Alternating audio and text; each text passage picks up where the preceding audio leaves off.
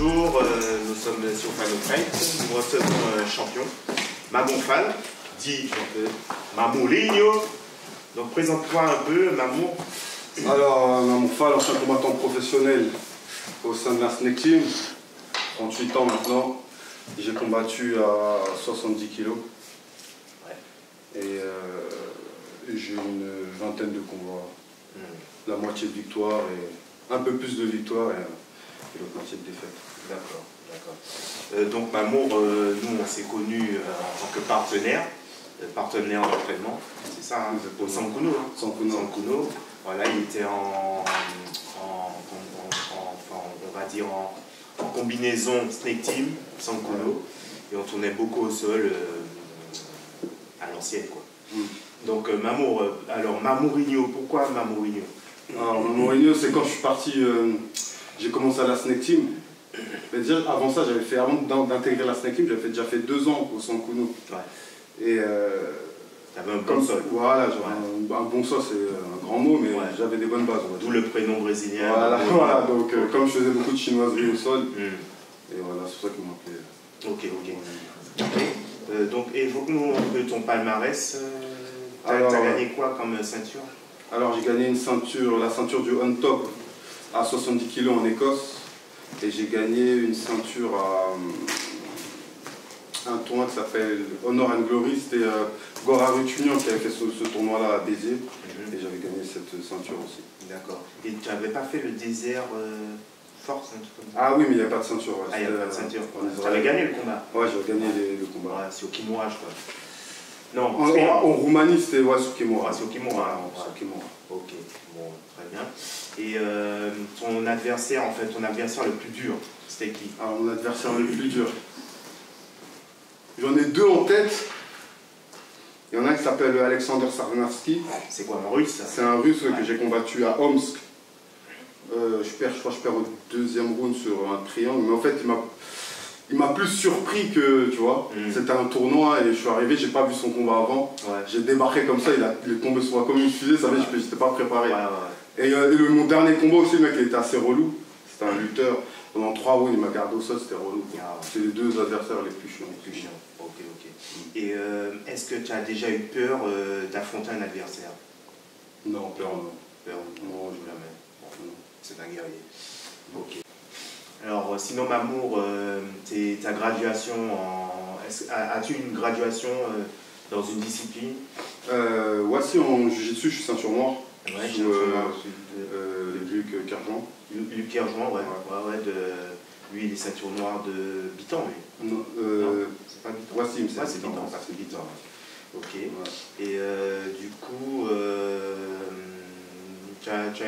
en boxe, il me semble, boxe anglaise, tu as fait... En boxe, il n'y a pas de graduation. Ouais, mais tu as fait un titre. J'étais en équipe de France, junior. C'est ça, équipe de France junior. Ouais, oui, et d'ailleurs, Mamour aussi est champion du monde de Kempo, il faut le savoir.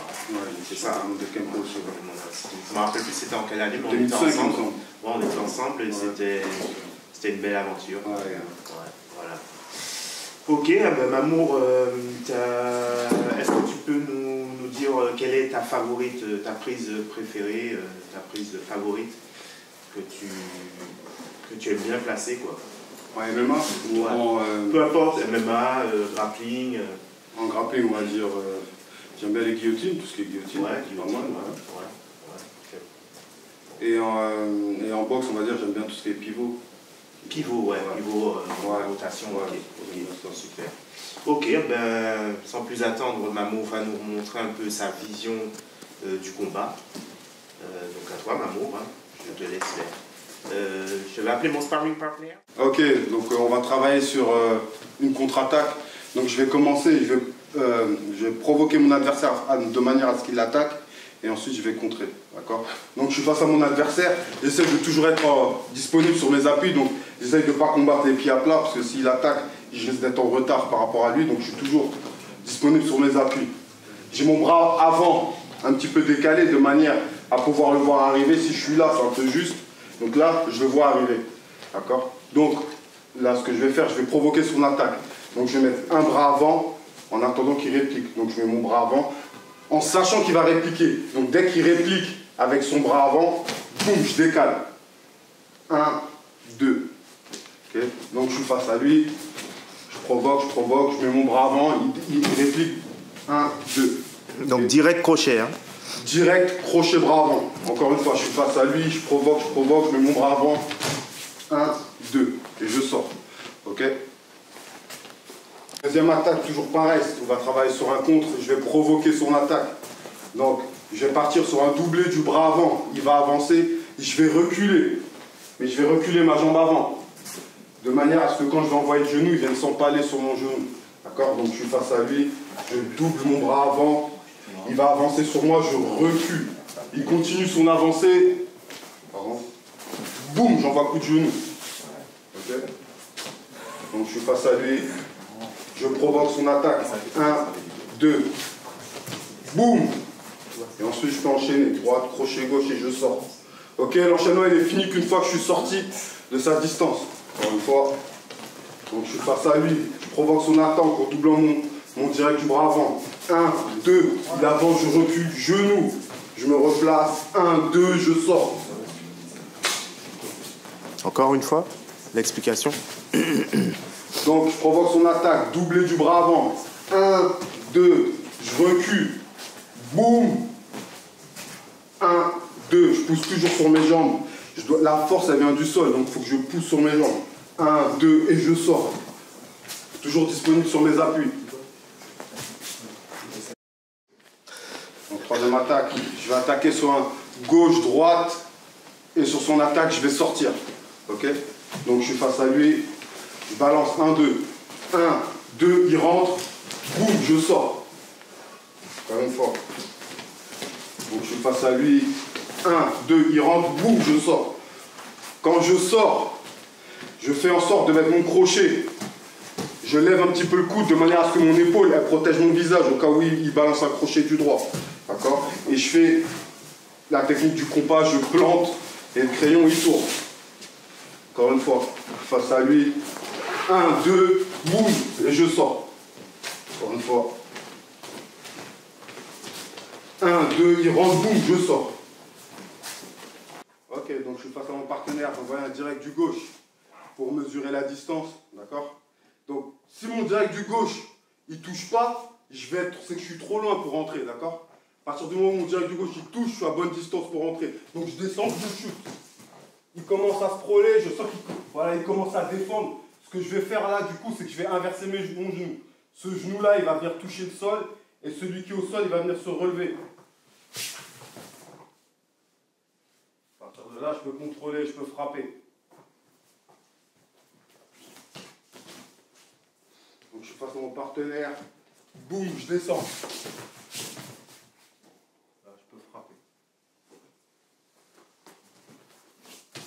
Encore une fois. Donc je suis face à mon partenaire. Boum, je descends.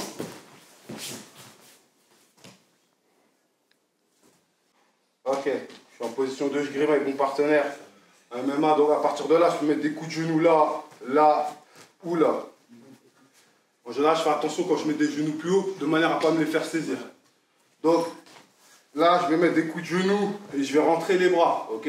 Il va faire la même chose de l'autre côté. Il rentre le bras, une fois, deux fois. Et au moment où il va rentrer, lui, de l'autre côté là, ce que je vais faire, c'est que mon bras, il va venir au niveau sous son aisselle, d'accord. Il va venir sous son aisselle. Je vais venir remonter et je vais lui donner mon dos. C'est pour ça qu'il va falloir que je tire bien sur son bras et passer sous lui. Là, je viens contrôler. En clinch, boum. Au moment où il rentre son bras à l'intérieur, je viens contrôler. Encore une fois.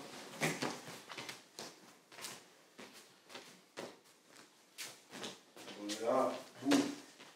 Je peux tenter de faire des petits déséquilibres. Et là, dès qu'il rentre son bras,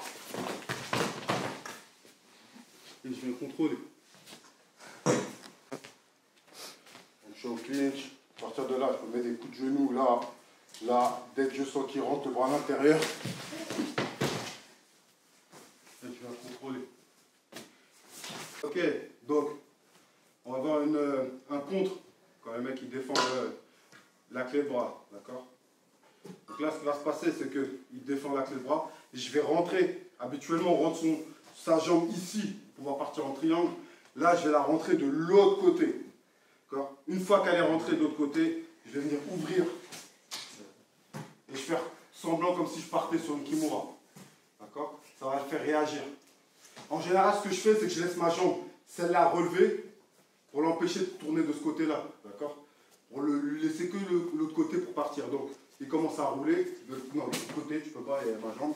Voilà. Et là, dès qu'il tourne, je vais suivre, continuer à tourner. Et je vais venir fermer en triangle. En général, je vais récupérer les chevilles et je ponte.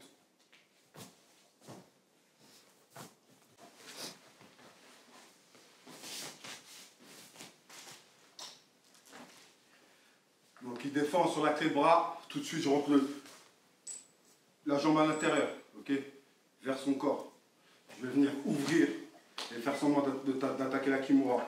Ce qu'il va faire lui tout de suite, c'est qu'il va tourner. Bien évidemment, pour l'empêcher de tourner du mauvais côté, j'ai mis ma jambe là, la verticale. Si je la laisse comme ça, il va tourner de l'autre côté. Donc là, pour le laisser qu'une autre sonde, tourner de l'autre côté. Pendant qu'il tourne, je le suis. Et là, je vais venir fermer en triangle. Tourne. Ok. Ferme en triangle. Je vais venir récupérer ses chevilles et je vais ponter. J'ai le juji, il défend. Donc là, ce qui va se passer, c'est que ma jambe, qui est au niveau de sa tête, elle va rentrer à l'intérieur. Elle est venue rejoindre ma deuxième jambe. Ok. Là, je vais ouvrir. Et ma jambe elle va rester verticale. De manière à ce qu'il ne puisse pas tourner par là-bas. Là, le but, c'est de le faire tourner par là-bas. Donc, je vais faire semblant de travailler. Et il va tourner de l'autre côté. Pendant qu'il tourne, je le suis. Et je vais venir fermer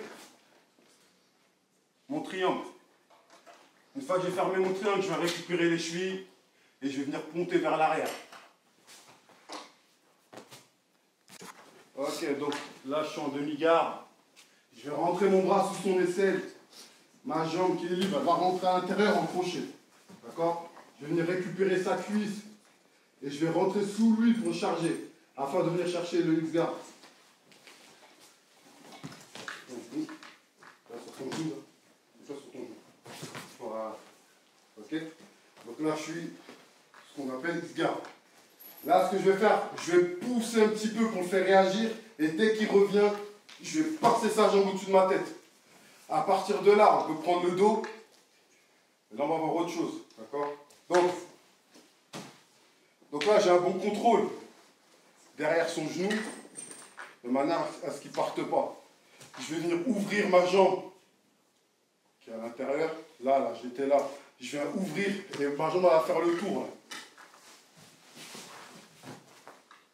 Je vais continuer à rouler. Là, je peux venir fermer et je vais récupérer la clé de talon. Donc, bras sous l'aisselle. Je rentre mon crochet à l'intérieur. Je rentre mon bras à l'intérieur. Là, je vais rentrer sous lui pour le charger. Je rentre mon crochet de manière à avoir une X-guard. Là, je vais pousser pour le faire réagir. Dès qu'il réagit, boum, reste sur ton genou. Je fais passer sa jambe au-dessus. À partir de là, je peux soit me redresser, prendre son dos, mais ce n'est pas ce que je veux montrer. Donc, là, ma jambe qui est à l'extérieur, je la sors et je vais faire le tour et la rentrer à l'intérieur. Et à partir de là, j'ai la clé de talon.